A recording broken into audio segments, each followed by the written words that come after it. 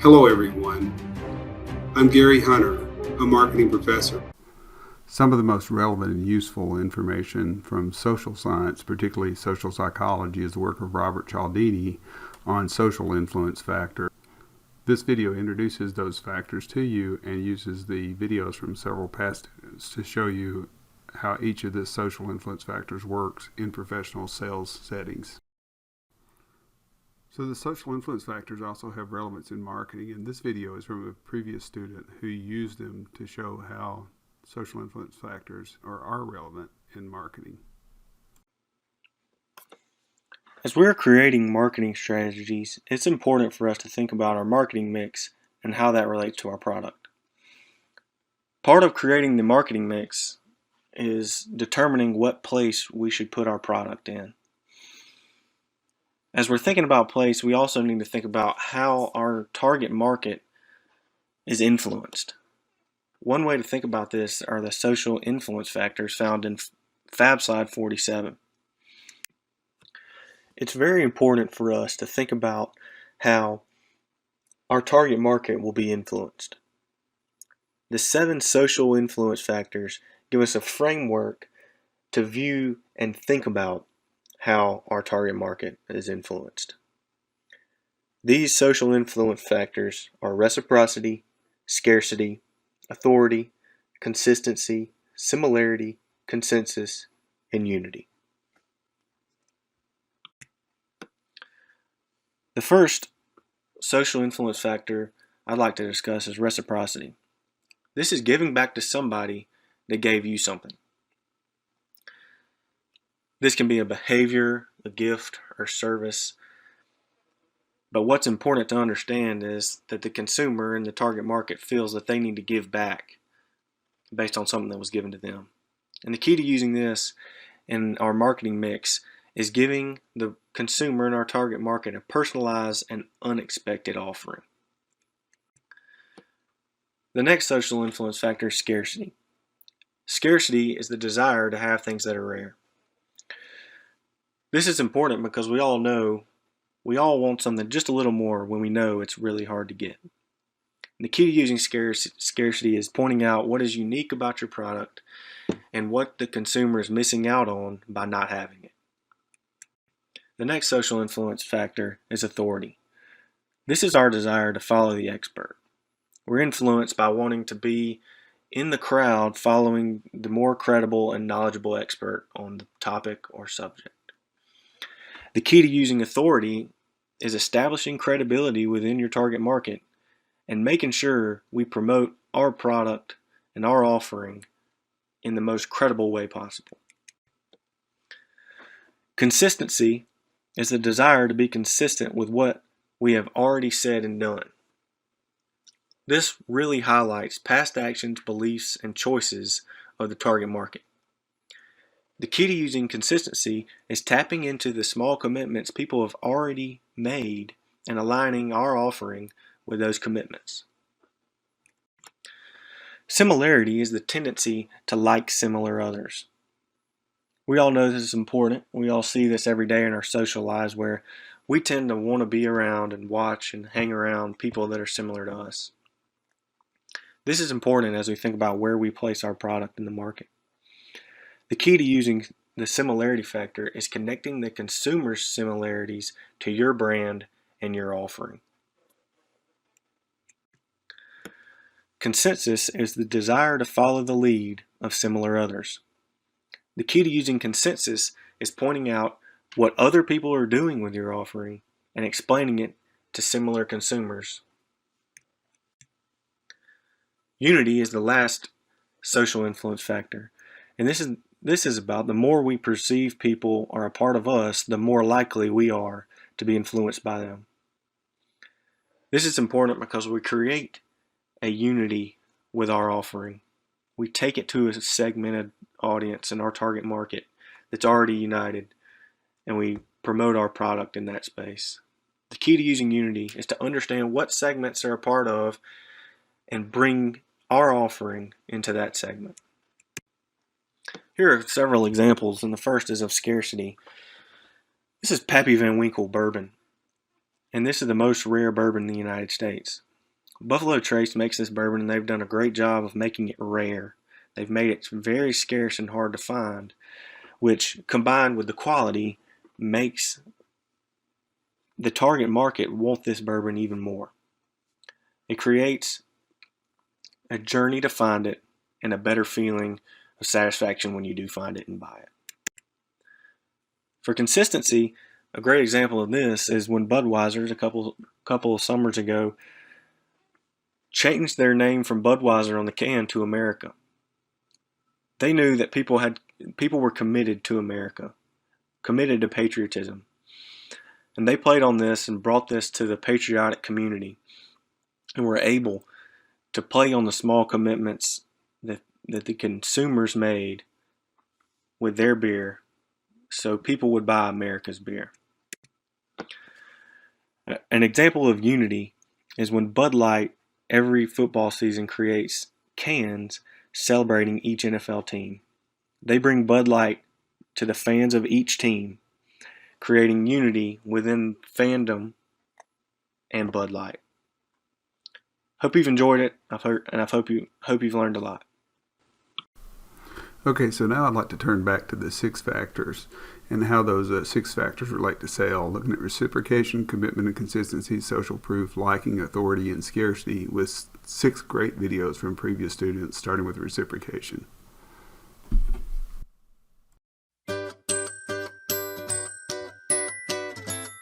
One of the most widespread and basic norms of human culture is reciprocation. Reciprocation requires one person to repay what another person has provided. The sense of future obligation within the rule makes possible the development of various kinds of continuing relationships, transactions, and exchanges that are beneficial to society.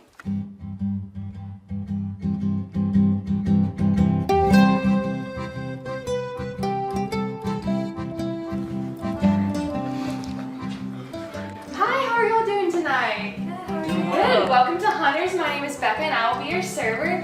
So we're super excited to have y'all here on wine night. Do y'all like wine? Well, y'all are in for a treat. I'm super excited to show y'all because it is Moscato night. So we have 3 different bottles, complimentary of our chef, Gary Hunter. So tonight we're gonna first start you off with the normal Moscato. This is on the house.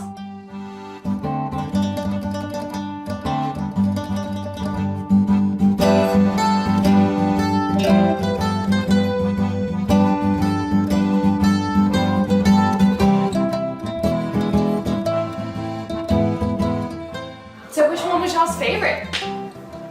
Probably the pink Moscato. Pink one? Oh, that's so great. Well, I'm super excited, y'all. Tonight we have a 20% discount. So I'm going to go grab y'all a bottle. You don't have to do that. Yeah, we're good. Bro, Thank you. but it's 20% off, y'all. It is only $59.99 tonight. I guess. Okay, That's fine, Listen, I y'all, I'm guess. so excited. Thank y'all for coming in. I'll be back in just a little bit. You're in for a treat. I can't believe we're letting her bring us a bottle of wine. Me neither. Thank y'all so much for coming in tonight. As you can see, Asher and Anastasia were given complimentary samples of wine. However, they did not plan on adding any wine to their bill, but they could not resist the waitress's discount. This shows the not-so-free sample because now Asher and Anastasia felt obligated to reciprocate by buying the wine.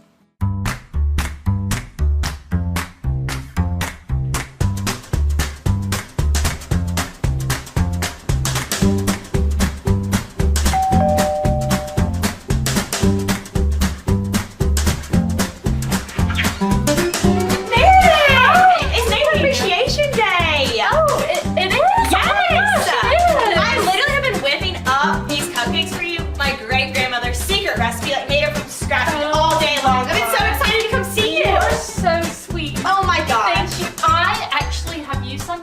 It's gonna be here in a little bit. Like, okay. Just I'll play it behind a little bit. Okay, yeah, I do 242. Okay, perfect. Bye.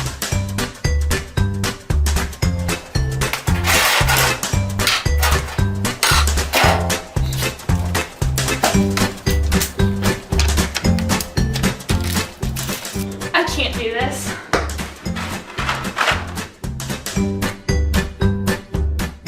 Do we think she'll bring me something? Hi! Hey, neighbor! What's up? Since it's Neighbor Appreciation Day, I thought I'd bring you these. I worked so hard, and I just feel like for the cupcake,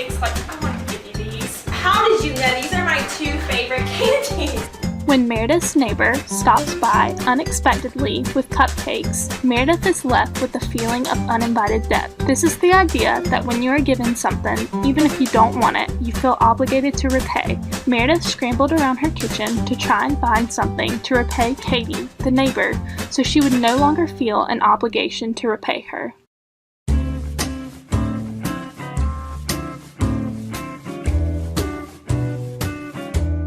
I'm so excited to decorate our new house. I know, I'm pumped. So I really want to go in here. This is a nice furniture shop and find a really nice couch. But honey, remember our budget's only $1,000 for this couch. 1,000. Yeah.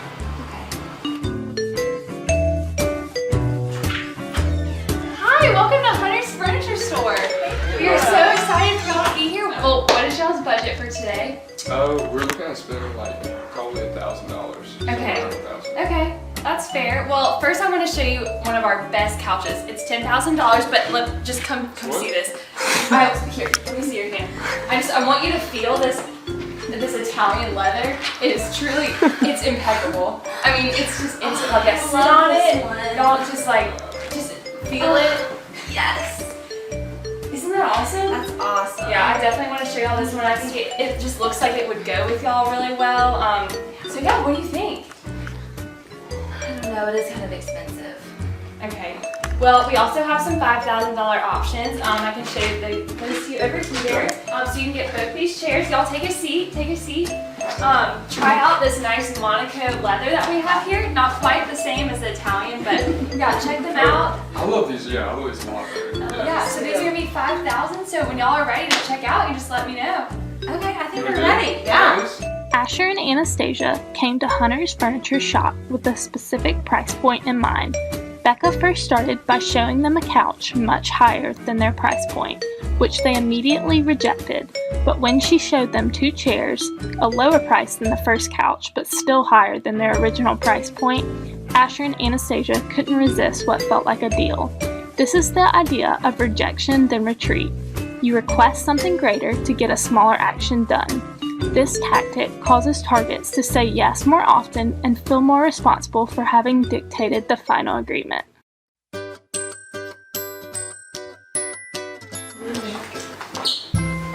Hey, what are you studying for? Oh, hey. I just saw Professor Hunter's midterm. I'm really nervous about it. I think it's going to be kind of hard. Oh my gosh. Well, to help you study, I got you a lollipop for Oh my good gosh, luck. Meredith, thanks. That's so You're sweet. so welcome.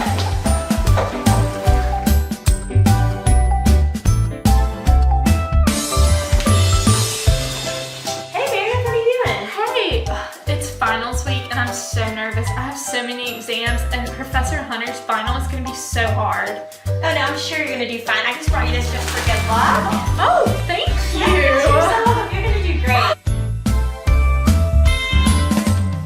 When Katie was studying, Meredith brought her a small treat for good luck.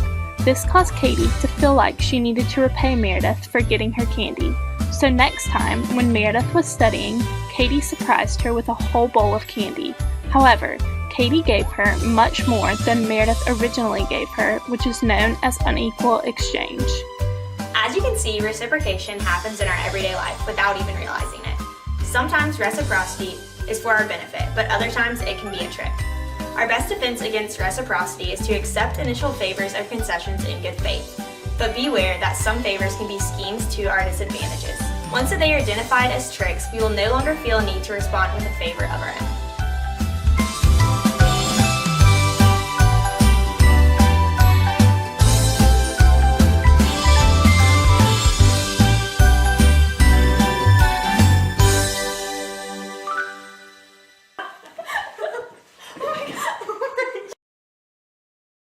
Next, we turn to commitment and consistency.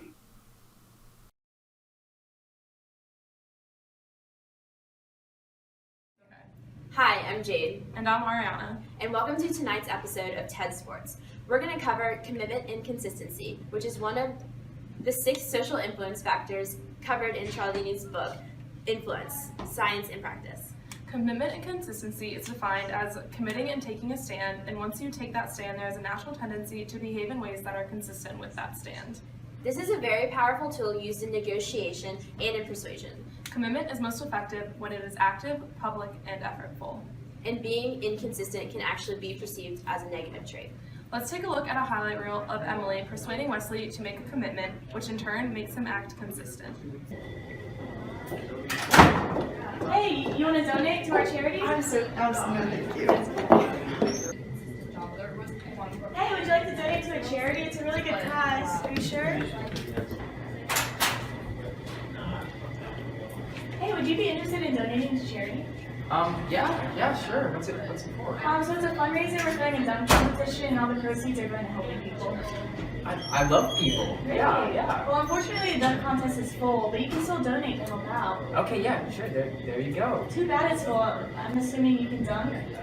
I know my way around basketball, that's for Awesome. sure. Well, let me get your info down in case the spot opens up, or to tell you more about the charity. Yeah, absolutely. In fact, here, do you mind if I get your number as well in case I have any questions? Yeah, of course.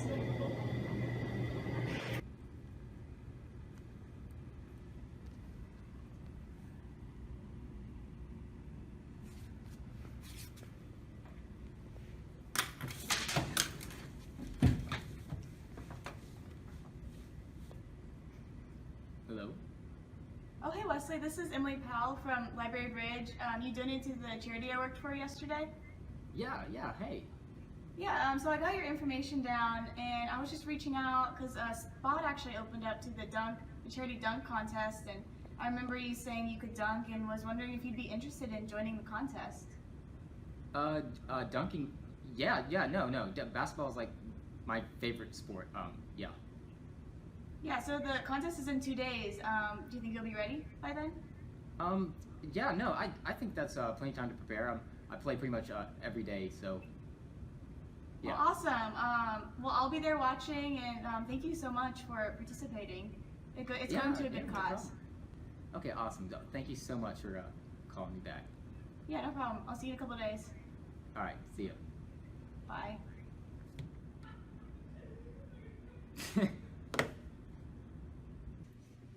As you can see from the previous highlights, Emily used the foot in the door technique. This is defined as starting with a little request in order that you may gain compliance with the larger goal at mind. She secured the initial commitment, the donation, on Library Bridge, and then asked for the bigger commitment, participating in the dunk contest via phone. This technique is so effective because Wesley's commitment is public and active. Next, let's see how Wesley is remaining consistent in his commitment.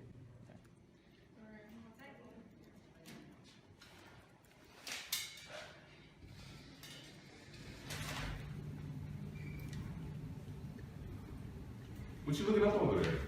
Trying to figure out how to dunk. What for?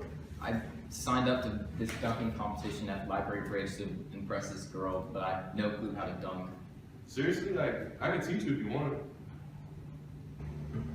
Really?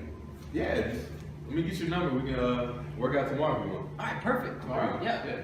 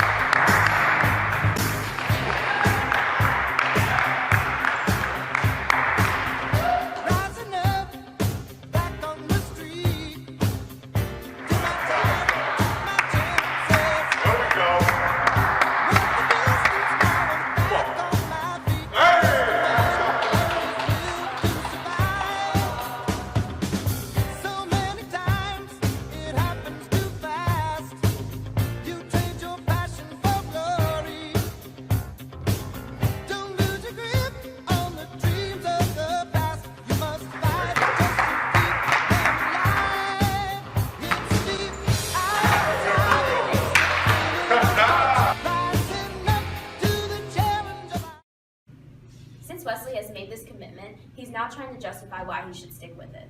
This is termed as commitments growing their own legs. This means that Wesley's commitment to winning the dunk contest and Emily's heart has become self-perpetuating. Word on the court is Wesley's keeping Emily in the back of his mind in hopes that if he wins the dunk competition, he will also get her to like him. He's also sticking with his commitment because it is for charity that he previously made a donation to, and he's been putting in all his hard work with his new coach, Gabe. And that'll certainly pay off in the dunk contest.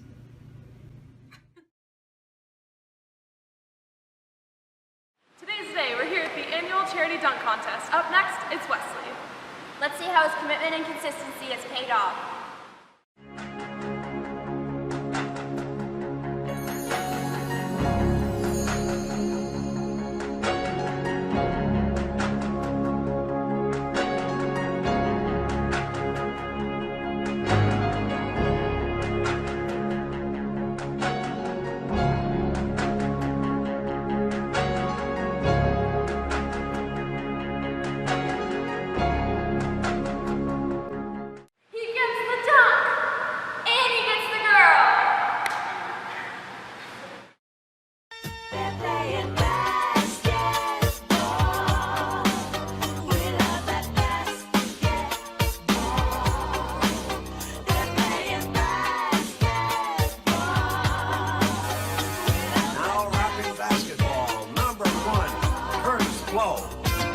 Basketball is my favorite sport. I like the way they dribble up and down the court, just like I'm the king on the microphone. So it's Dr. J and Moses Malone. I like slam dunks and taking it to the hoop. My favorite play is the alley-oop. I like the pick and roll. I like the give and go, cause it's basketball. Mr. Curtis Blow. So up next is social proof, which is also called consensus. Social proof is simply defined as people doing what they observe other people doing. We tend to trust decisions chosen by people that we trust.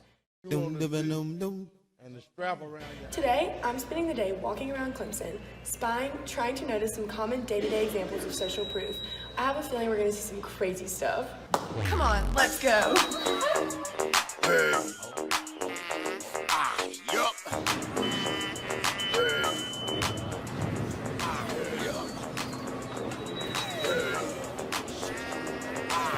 Freeze! This is a classic example of social proof. Carter knew that most people don't get on the elevator and face the wrong way, but because she saw everybody else doing it, she automatically did too. She didn't want to stick out and seem like the oddball out, so instead she just went along with what they were doing. Oh my gosh, did you see Chloe's dress last night? She actually looked terrible. Oh my gosh, I hated it. I don't know, like, what made her think that I don't even like her. Do you like her? Not at all. Like, we don't really get along that well. Yeah, I know. Who are y'all talking about, Chloe? Chloe, Yeah, Chloe, yeah. Oh, yeah. Wait, aren't you good friends? She just said they weren't. Like, I we were saw just you talking downtown about... with her shopping yesterday. Not really. What were you shopping for? I don't know. They were picking out some dress for her. Wait, you liked that dress? You told her it looked amazing on her, and she definitely needed to buy it. You did? What the heck, Aaron? Freeze!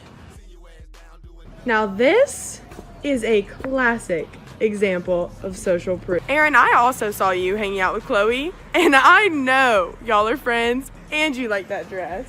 How rude. Not only are you a bad friend, but that's just a poor judge of character. I can't, I'm leaving. I'm so hungry, I cannot wait to eat.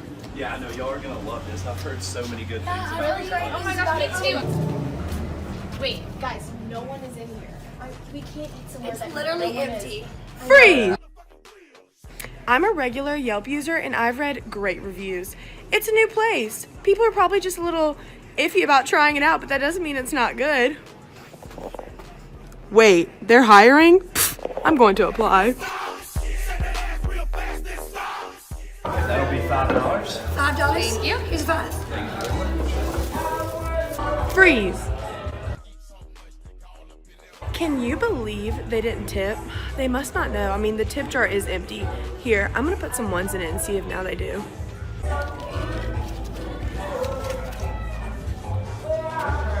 Now that the tips are in the jar, let's see if they do. That'll be $5. $5? Okay. And thank you for the tip. No problem. Now that's more like it. I might get a drink too while I'm here. Oh my god, I'm so excited about It's Your Wiener. I'm starving. Oh my gosh, I've heard. Can we get 2 orders of fries? 2 orders? I was thinking. Hey! Are y'all going to 9 rounds? Yeah, that's we're way just going to get our shoes. Yeah, we were changing right We're gonna now. go get our clothes. See you there. Freeze! I happened to be following Kat and Gibson the entire time they were walking, and they were so excited about going to It's Your Wiener. I mean, who wouldn't be excited about unlimited toppings? But as soon as they saw that 2 other people were going to the gym, they changed their mind and acted like they were too. As for me, I'm going with my gut, literally, and going straight to It's Your Wiener. Mac and cheese on my hot dog. Maybe mashed potatoes too. It is close to Thanksgiving. Who are y'all voting for? I mean, I'm definitely voting for Hillary. It's about time we got some girl power in this country. Yeah, I've heard so many great things about Hillary. Exactly. Just great power. Yeah, what about you, Kat? Who are you voting for? I was definitely thinking Hillary. I think she's great. Oh, She's got some obviously, good, right? Freeze! Whoa. Kat, I was in your house last week and you have a Make America Great Again banner hanging up in your living room. Doesn't sound like a Hillary supporter to me. Classic example of social proof. Kat's too afraid to voice her own opinions because she wants to fit in.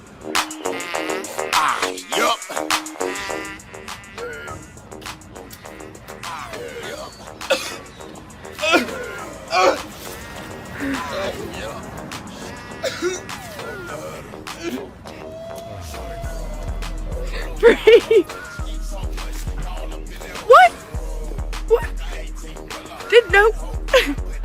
Is no one seeing this? Are y'all really not gonna stop? Nah, I probably won't either. Because they saw no one stopping, they didn't either and they just assumed someone else would. That's pretty messed up, but also social proof. Sorry, buddy. Good luck out there.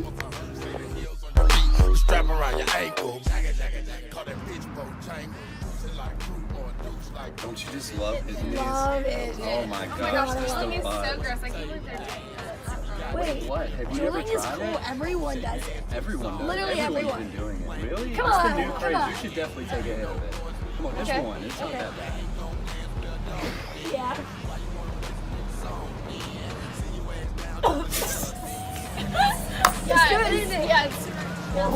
Freeze! Classic example of social proof. Everybody's doing it. Even though neither of them liked to jewel, they felt pressure by the crowd, so they did it anyway. As for me, I'll take that.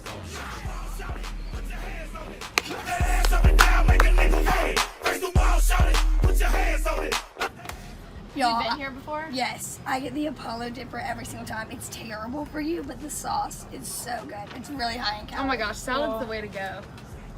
You think? Yeah, of course. All right, guys. So are we ready to place an order? I think so. Yeah, you can go. Can I get the organic harvest salad, please? And for you? Can I get the organic harvest salad too? All right. And for you? I'll have the organic harvest salad also. Okay. That'll make 3. Freeze! Girl, you did not need to change your order just to be healthy just because everyone else was. Yet again, another example of social proof. Hey, waiter, come back here. I'll take the Apollo.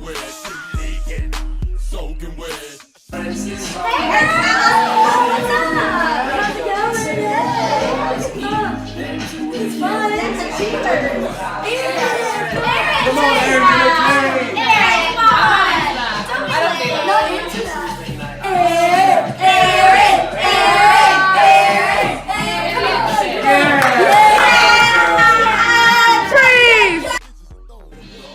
Even though Erin doesn't drink, she took one because she felt peer pressure by her friends.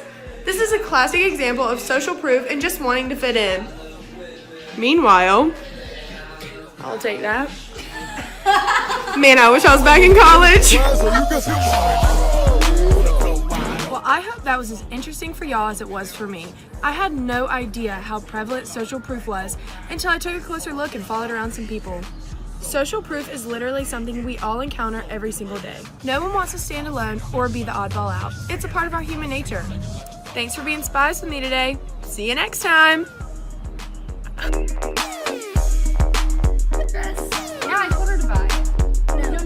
Alright,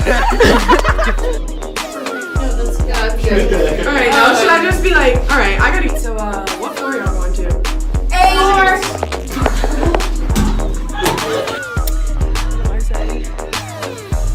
Hold on, what did I say? That did so well. Look dead. Look deader. You look alive. How am I supposed to look dead? You can contact me at 843-245-8027 if you're looking for a private investigator.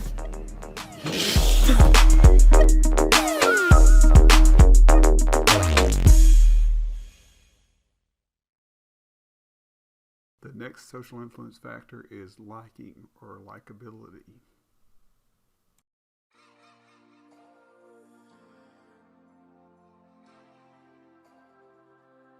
I really wanna stop, but I just got the taste for it. I feel like I could fly with the ball on the moon.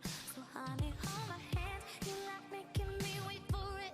I feel like I could die walking up to the room. Oh yeah, late night walk. One of the most driving factors in making a sale is likability. So, what is liking? Liking is the ability to say yes to the things you know and like. And there are 3 principles that contribute to liking: physical attractiveness, compliments, and similarities. Physical attractiveness is how you look to another person. Compliments is that positive feedback you receive. And similarities is what you have in common. So let's take a look at these 3 principles in action.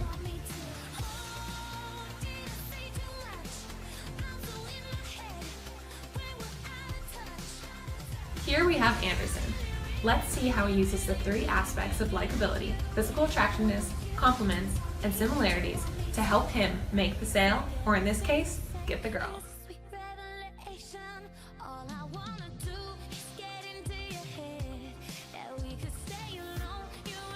When making a sales pitch, and if you want to be likable, an important aspect is to feel comfortable. One way to do that is to find similarities between you and the other person. So, Anderson, how much do you really have in common with this first girl? You getting tickets for the game this weekend? Yeah, this online ticket system just sucks. Wait a second. Is that a Labradoodle? It is. Is that your dog? It is. What's his name? Charlie. Oh, that's awesome. I love the Labradoodle too. I'm Anderson, by the way. I'm Andrea. Nice to meet you. Nice to meet you. I'm excited for this game. Me too. What are you drinking? Pumpkin spice latte. No way, me too. Really? Yeah. No way. Yeah, it's awesome. Well, actually, I gotta run, so do you want to write your AIM account down? And Yeah, I'll sure. message you after. Yeah, You can okay. get a pumpkin spice latte sometime. There you go. Awesome. Thank you so much. As you can see, Anderson really used similarities to help him get the girl. Even as something as simple as having a similar name can help you connect with someone else. In a sales situation, likability is very important, and using similarities to help develop that relationship can contribute to making the sale. So let's see how this next principle contributes to getting the girl.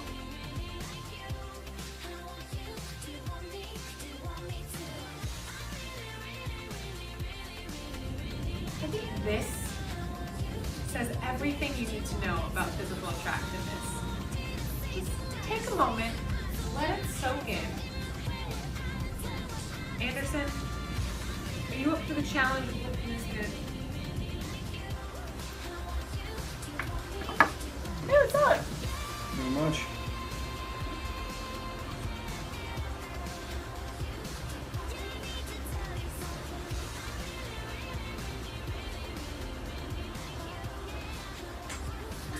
Do you have a pen?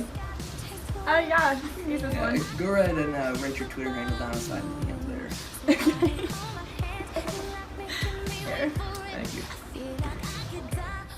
Anderson wasn't even nice, but the fact that he was so overwhelmingly physically attractive made Gabby just smitten, and he was able to score her Twitter handle.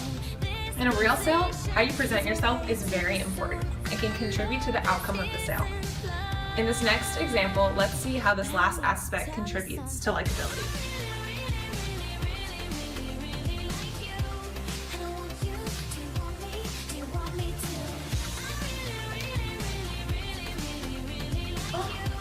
Thank you so much.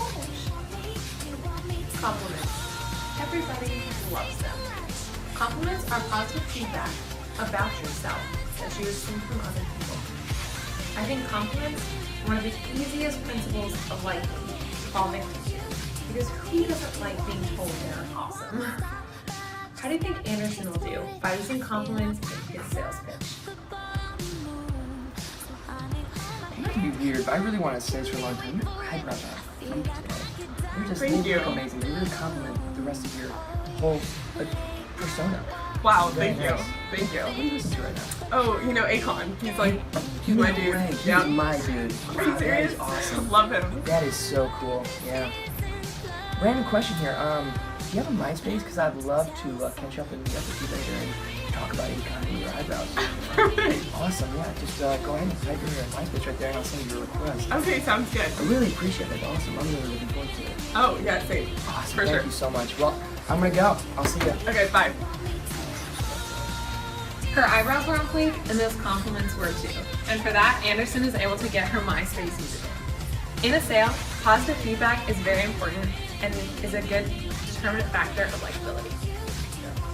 The biggest thing we hope you take away from today is that Anderson is a player, but also that the three factors of likability, physical attractiveness, similarities, and compliments can really contribute to making a sale. Thank you.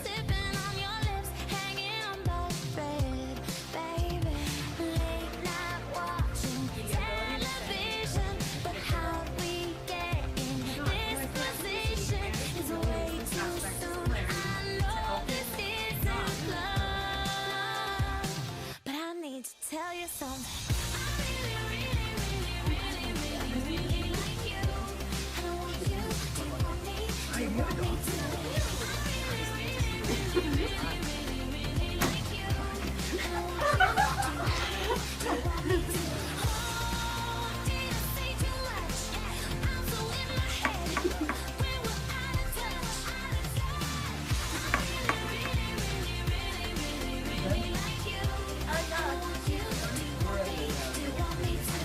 Who gave you eyes like that? Said you could keep them. I don't know how to act or if I should be leaving. I'm running out of time. Really Going appreciate out that. of Awesome. my I'm really mind. looking forward to it. I need Oh, to yeah, tell same. you something. For sure. Thank you so much. Well, I'm gonna go. I'll see you. Okay, bye.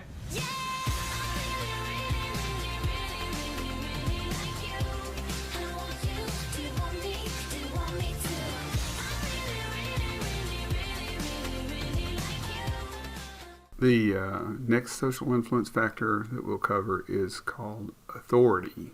It's the sixth and final social influence factor. In this presentation, you will learn about why human beings have a natural tendency to obey without question when authority factors are present.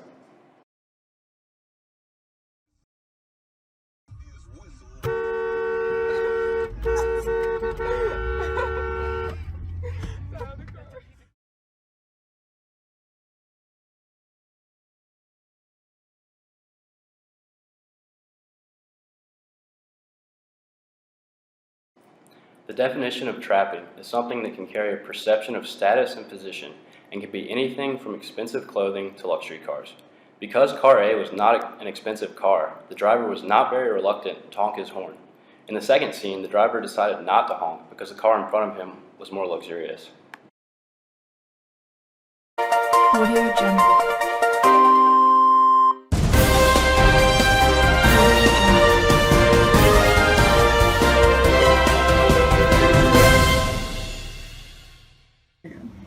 Good evening. Welcome to this year's presidential debate between Dr. John Phillips and Joe Schmo. Our first question is for Joe Schmo. Could you remove your cap, sir?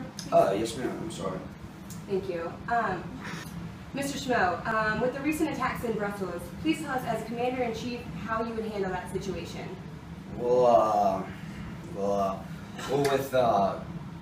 In light of the recent attacks in Brussels, our thoughts and prayers are with the people. But an attack on Brussels is an attack on America, and we're doing everything we can to take precautionary measures. Thank you, Joe Schmo. Now we have Dr. John Phillips. Could you answer the same question, please? Could you actually repeat that question for me? What would you do to handle the situation? I was actually unaware of this situation up until this point. I had no idea. This is shocking news to me. I've traveled to Asia several times, and I know traveled through Brussels as well. It's a wonderful place, and my condolences go out to their people, and keep them in my prayers. That concludes our debate for tonight. We encourage all eligible voters to go out and exercise their right to vote for these two candidates. We appreciate you, and this is us signing off.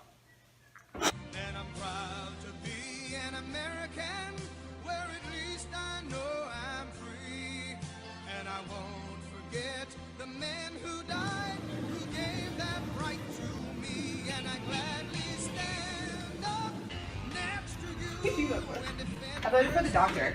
Me too. The other guy had. I know, you look super unprofessional. The doctor made some awesome points. He did. Like, I'm all for all his points. Yeah, I agree. Clothing are identified as a symbol of authority that is associated with influence. Voters were presented with one candidate dressed in a suit and the other dressed in casual attire. Despite his lack of knowledge on the situation, both voters decided to vote for Dr. John Phillips because of his appearance and the way he handled himself.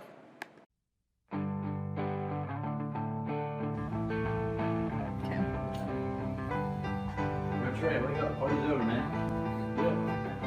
How's it going? It's over. You get out of here. Closing time. Yeah, that's right. Oh, you have 27 and a half beers and 3 shots. Oh, really?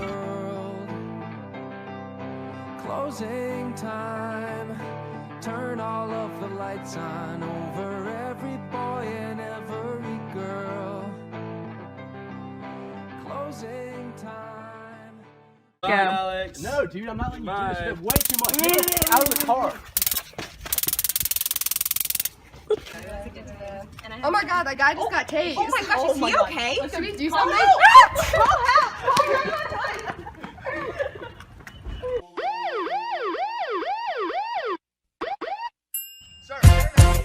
We do it for fun. We just do it for fun. We dirty DNT.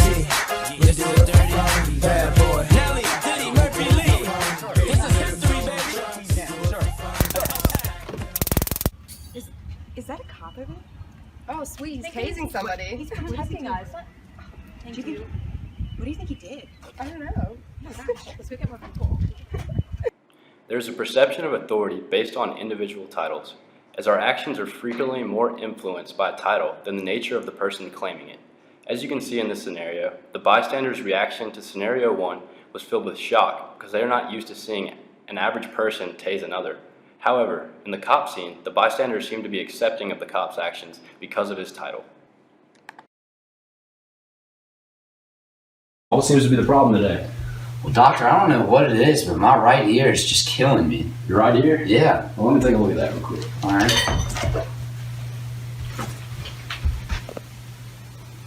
Oh, I see. We get this all the time. Let me just write you a quick prescription. Nurse will be in here shortly. All right, perfect. Thank you, doctor.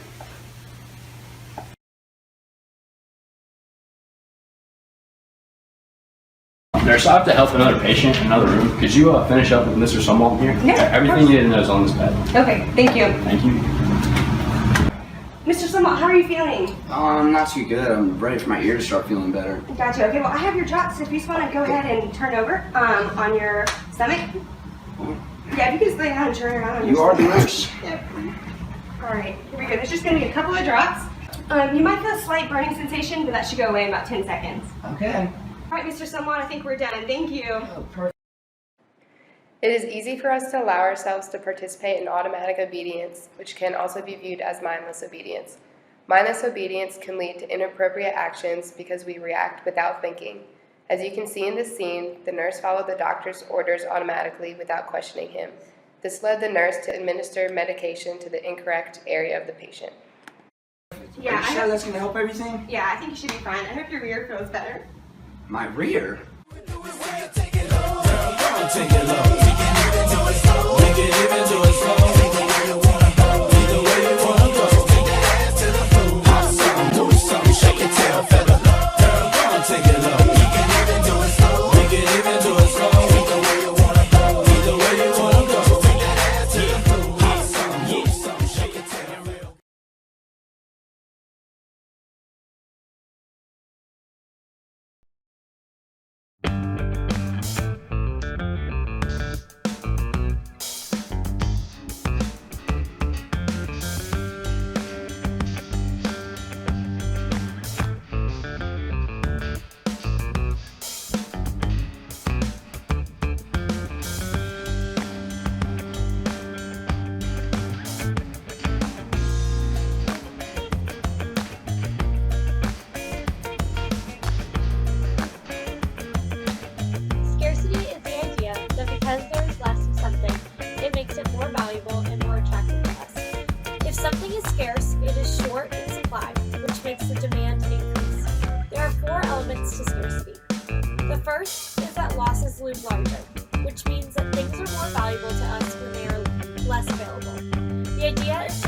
about what can be lost and not what can be gained. The second element of scarcity is limited number supply. This means that our product is only being sold in a limited quantity, which makes the acquisition of the particular product more prestigious since there's only a limited quantity. The third is the time limits. When products are only available for a short amount of time, we tend to want them more because we're running out of time to purchase them. The fourth is psychological reactance, which means we want what we can't have. Whenever free choice is limited or threatened, that makes us want it more.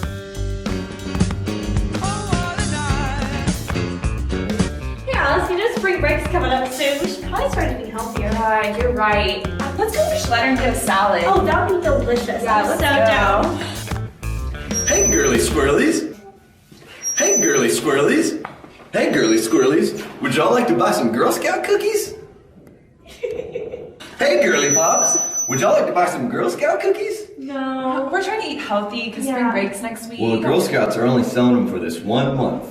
Oh, only 1 month? 1 month? We should probably get. I'm not even We don't going need to to- tropical. Like I don't have to be in a bathing suit. Fantastic! This is an example of limited time offer scarcity. The girls were originally wanted to eat salads to be healthy because it was going to be spring break. But once they realized that the Girl Scout cookies were only available for 1 month, they decided to forego the salads and buy the Girl Scout cookies instead.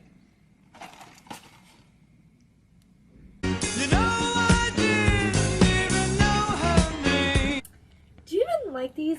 They're not that cute. I mean, they're pretty ugly. Like, there's like some reindeer on this one. I But don't it's know. almost Christmas time and they're so festive, you know? And everyone's wearing them. Everyone's Like, we don't wearing want to be them. the only ones who don't have them. And they're the only two left. What if we want them and they're gone? Yeah, when they're- we decide. we can't even go to the parties. We We'll should just- get them. Yeah, let's We're get gonna them. have to get them. Okay. Toss yourself. That's so awkward. I'm so glad we bought these sweaters. They look great on We're us. so festive. I love Christmas. Yeah, me too. Look at the Christmas tree. Why did we even buy these? They're so ugly. They're so disgusting. I'm never gonna Worst wear this purchase again. ever. Yeah, let's get rid of them.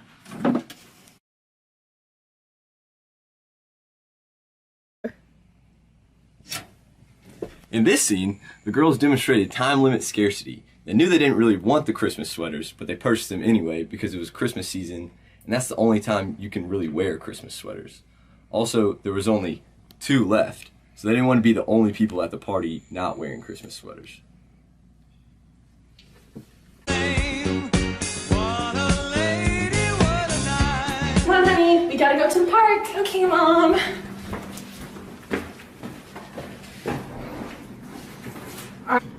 Alright, honey, you need to eat before we go.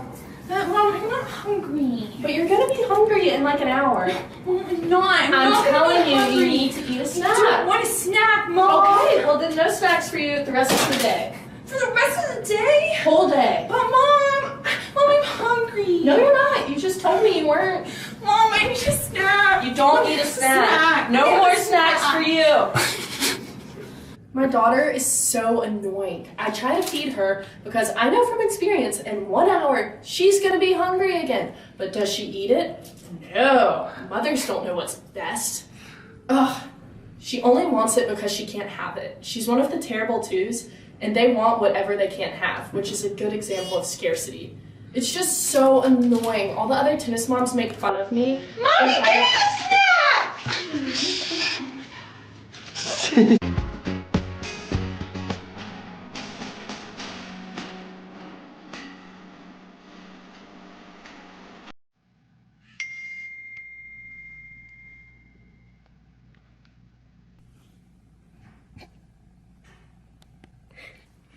Who's that? This is Jessica from math class. She was just asking for some homework. Oh, okay. Cool.